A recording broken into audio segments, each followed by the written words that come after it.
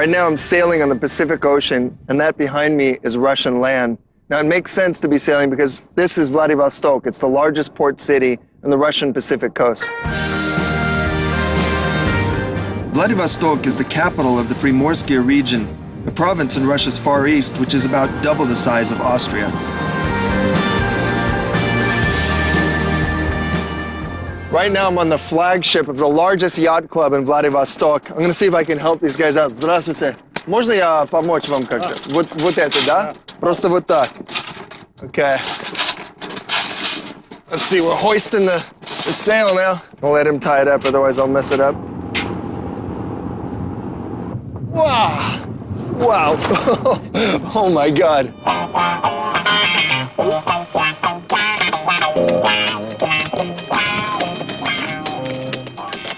Yeah, I have no idea what I'm doing, but I think I'm doing the right thing because so far we haven't tipped over. Sailing started gaining popularity in the Soviet Union just about 50 years ago. The yacht club 7 Futov, which means 7 feet, was founded 5 years ago on the site of an old sports club, and today it hosts about 150 boats. So this is Mikhail. He's the captain of the ship. He's also the commodore of the yacht club. Здравствуйте, Mikhail. Okay, so it's a great day. I got to say, this is a great day for me too. It kind of feels like I'm back a little bit in my hometown, San Francisco, with the wind blowing and the sea. It's a lot calmer here though than it would be at home.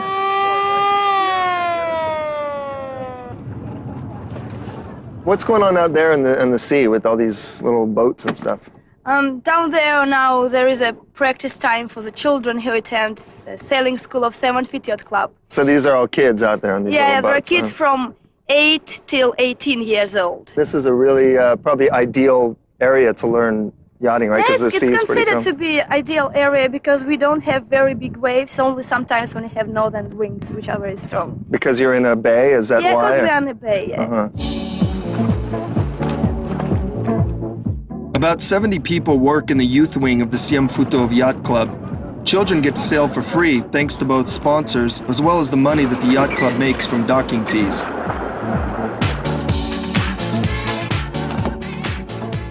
Спасибо вам. Okay, how do I get out here? An old fort overlooks the bay that I was sailing on, which has since been converted into a naval museum.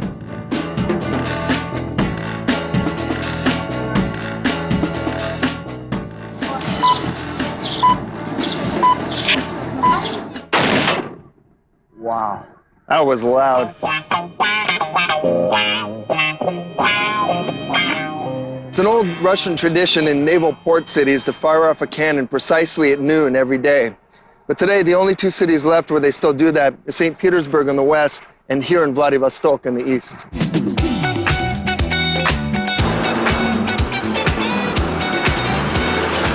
Vladivostok is a rather young city. It was founded in 1860. Before that, this area was only known as a military garrison and as a base for seal and whale hunters. Today, about 600,000 people live in Vladivostok.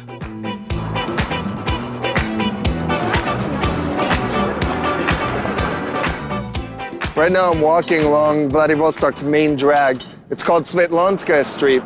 In the 19th century, this was called Amerikanskaya Street. And the reason is simple. This was the main point to America's west coast, but also because back then it was easier to get from here to San Francisco than to get from here to Moscow.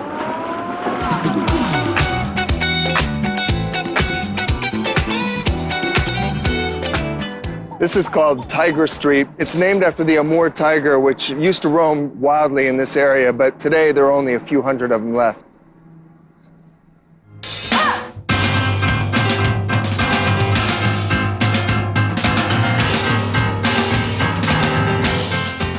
The best and most popular place for taking a stroll in town is on the promenade along the sea embankment.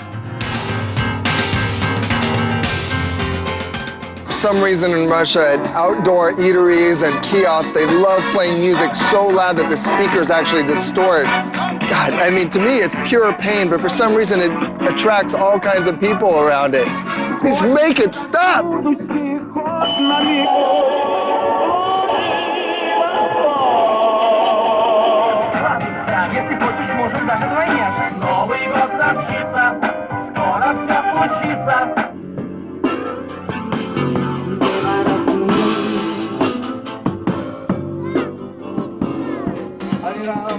Ram, Ram Ram, Hare Hare.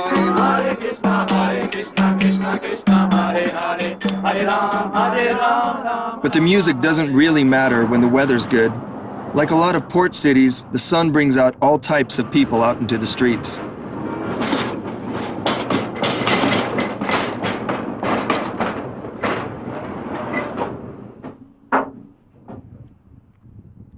Some people claim that Vladivostok is like the San Francisco of Russia's Far East, but in fact, at best, it's like the Long Beach of the Russian Far East. If you see these hills back here in the Golden Horn Bay, they should make for an ideal city with a great view. But unfortunately, Soviet planners got a hold of this city, they turned it into a military zone, and that's what it really looks like. It's just ports, block apartments, and in the 90s, things weren't a lot better. There was economic collapse, a lot of crime. So now, hopefully, in the 2000s, things are going to get better.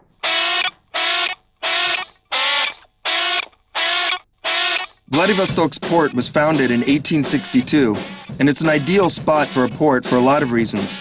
It's deep, sheltered from gale winds, and it's an inlet that doesn't freeze over. The port's main function is moving cargo.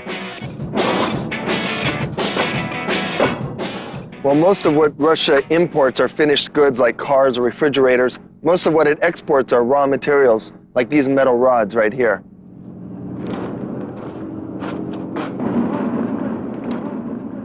This particular port specializes in unloading second-hand cars that come in here from Japan. Now, each boat will unload between 600 and 1,500 cars a day. Now, these cars come in all sorts of conditions, but they all share one thing in common. They all have the steering wheel on the right-hand side. Every year, some 300,000 used Japanese cars are unloaded at the port. Some of them are loaded right away onto freight trains or driven straight away into the heart of Russia. But most are sold right here in Vladivostok and the surrounding regions. This is Russia's largest used car market. It's called Zelyony Ugol, which means green corner, and it's given that name not because it's a duty-free zone, but because this used to be a forest area, but now it's all cleared for these cars. In fact, there's still green forest all around here. Now, they sell literally thousands of cars here. Most of them are Japanese models.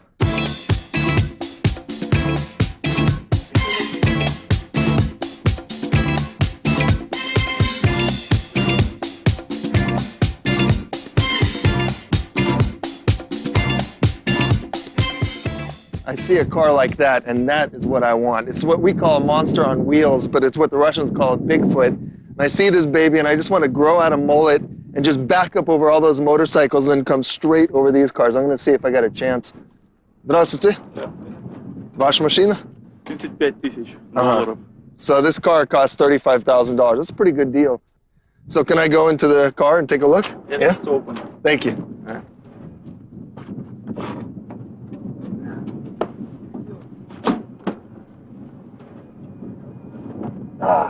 Now, he told me that I can drive this car, in theory, over these motorcycles and over these cars, but actually these guys don't do it the way we Americans like doing it. They use these cars to go out into the taiga and driving over all kinds of rivers and mountains and so on. One thing I forgot, these cars, the steering wheel on the right-hand side, so I'm gonna have to move over. Unfortunately, I looked at my financial situation and I had to settle for something a little bit more humble. This thing is really cramped. This is what I call a monster embryo on wheels. It's a little bit humble, but it's gonna have to do for now.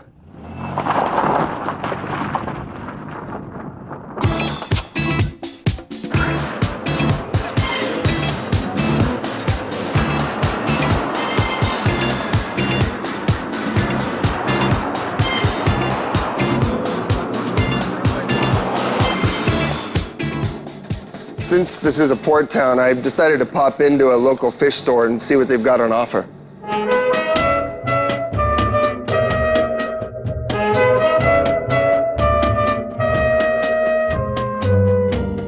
It's strange, but here we are in a port town in a fish market, and yet there's almost no fresh fish here. All you have is dried fish, frozen fish, and canned fish. Like this stuff here, this is dried salmon, this is dried squid, this is dried octopus. The reason is there's no real demand for fresh fish here, and the reason there's no demand for it is that in the Soviet times, they didn't really have a way of doing frozen storage and distribution, So everybody got used to the dried fish and the canned fish, and today you have no fresh fish.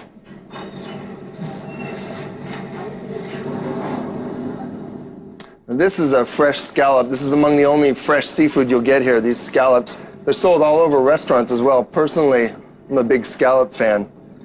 But the real treasure here is this big monster. It looks like something right out of Alien that would attach itself to your face. Uh-oh, he won't come out because he's attached to that. Get out of here. There you go, look at this. This guy is huge. Now the Kamchatka crabs are known for being really big, much bigger than even Alaskan king crabs. But in fact, this guy is quite small for a Kamchatka crab. Usually they'll fill up the entire tank. And he's looking a little bit angry, but he's also looking pretty delicious. Get back in there.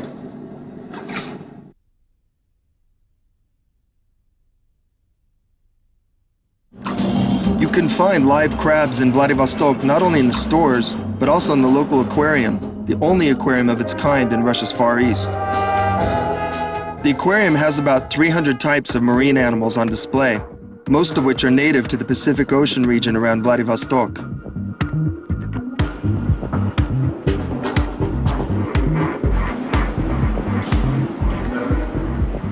The good folks at the aquarium showed me how they feed these critters. We're gonna feed some Kamchatka crabs. I'm here with Leonid, who works here at the aquarium. What are we gonna feed the crabs here? Squid. Squid, huh? So we're gonna feed them squid. I guess they have pretty good taste. And let's see how they react. Are they hungry? Are they голодные? Wow. Gonna try putting one of these? Oh, yeah. Okay.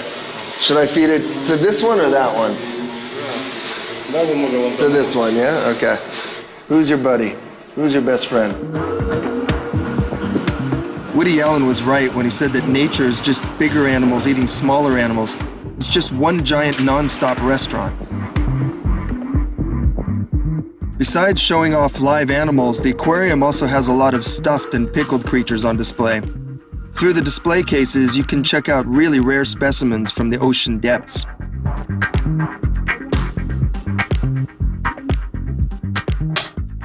This is the taxidermist studio. It's where they prepare all the fish, the dead fish exhibitions, that is. And you can smell the formaldehyde in here. It's kind of a nasty smell, and it reminds me a bit of biology class. In fact, it looks like a biology class in here.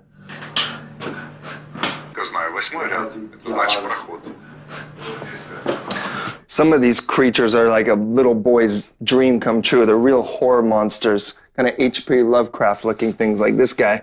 This is sort of an albino skate. I don't know what the hell that thing's doing there. But this is the really gross one here. There's like, I don't know, a lamprey or a hagfish. You see, it's just a tube with like a mouth that has a sucker and jaws, and it attaches itself to a poor fish and just sucks its blood till it's nice and full, and then it drops off and swims away. It's nice to have it in here. And this thing, I mean, it doesn't even look like anything. It's just, it looks like something I'd stick in my shoe to fight odor or something. And it crawls or swims or whatever the heck it does along the ocean. And this right here, this is the tram maniac. Now, I guess, I don't know why this is here, but it kind of fits in. Like, this maniac guy kind of looks like, I guess more like the lamprey here. So this is Kostya. Right now, he's making an exact copy of zubatka, which is a local fish here. You can see this guy is pretty ugly, and if I'm not mistaken, zubatka might mean toothfish. And toothfish, as people may know, is actually in Chile, in the region around Chile, is the Chilean sea bass, which was every yuppie's favorite food. So this guy may be the next big yuppie food, but let's find out. Можно помочь вам в этом? So I'm going to see if I can help him out a little bit. Спасибо. Okay. There we go. Ooh, okay. And what I'm doing here is just kind of like the movie Hostel. And I'm a sadist just getting off on this right now. No, I can't do that. Okay, спасибо вам.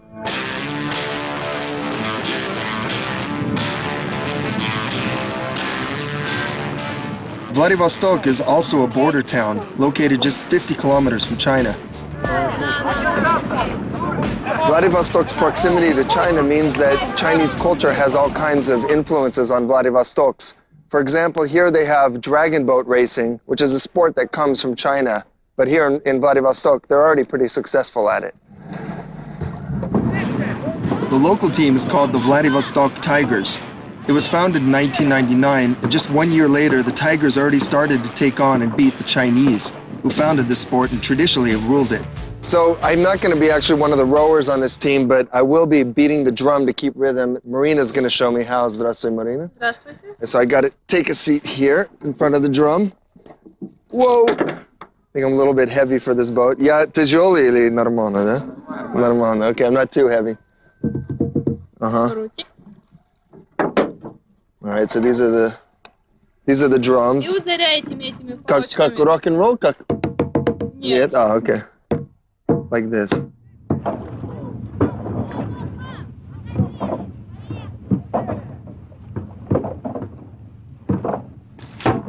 These guys are going really fast.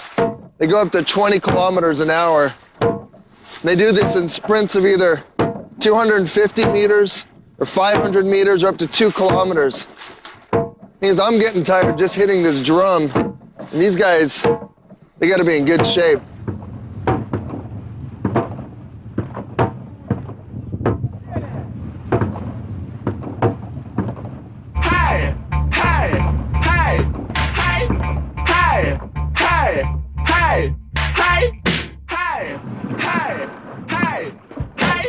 Wow, these guys were great. Спасибо, ребята. These guys were amazing for a while. Oh my God. For a while I was just trying to go kind of easy listening rhythm, and then one point they said like get as fast as I could go. So I went as fast as I could go, and they went faster than me. And they're still alive. Like I almost fell off myself, but these guys are great. Удачи вам. Because of its proximity to East Asian countries, Vladivostok features lots of Japanese, Chinese, and Koreans. And that's sweet news for Asian food lovers like me, because it means you've got an amazing choice of Asian restaurants. Peking duck. I love this. One of my favorite things about Vladivostok are all the Chinese restaurants they have here. In fact, there are more Chinese restaurants in this city than anywhere in Russia. Not only that, it's really good and it's great value as well. Здравствуйте. Я готов.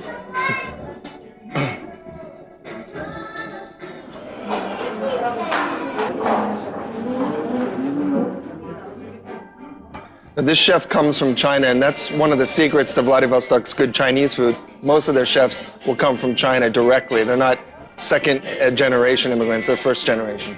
Спасибо.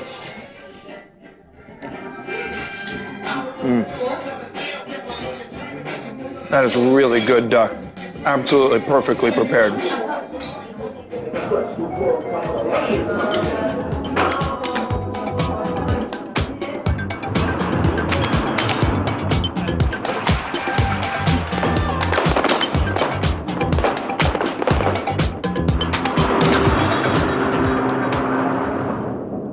Vladivostok was initially built as a border stronghold in the very far east of the Russian Empire. Its name itself means ruling over the east. Around the turn of the 19th to the 20th century, Vladivostok and the surrounding areas were converted into an impregnable sea fortress. The fortifications extended some 350 kilometers along the Pacific coast. The best built of all the fortifications was on Ruski Island, which controls the sea entrance into the Vladivostok Inlet. The ferry heads to Ruski Island 5 times a day, and it takes about 40 minutes to get there. Now, most people go there just to relax, to go camping or mountain biking or to head to their dacha. I'm gonna go look at a fort that's there.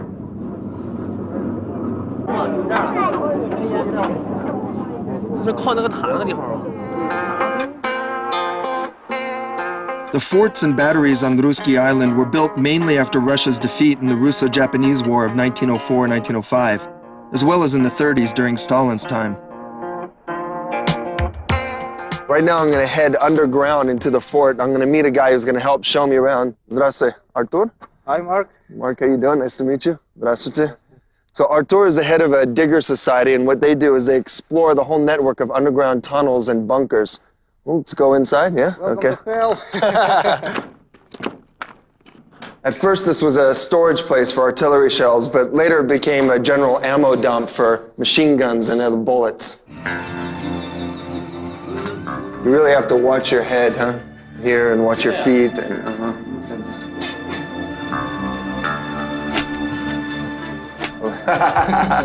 No, bad idea.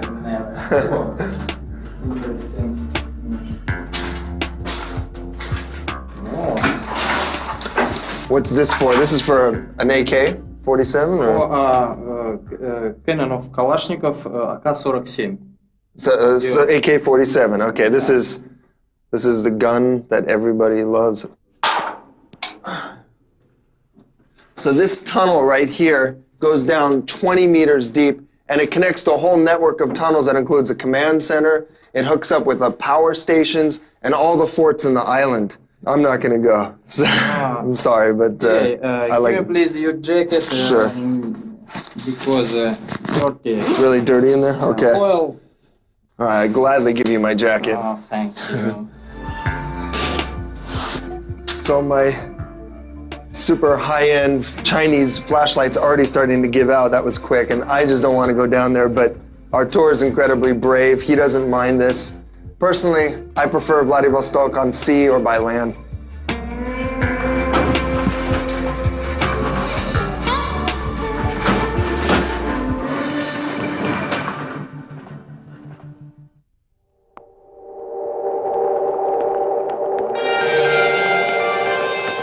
Since Vladivostok is a port town, it makes sense that I would spend most of my time on the water here.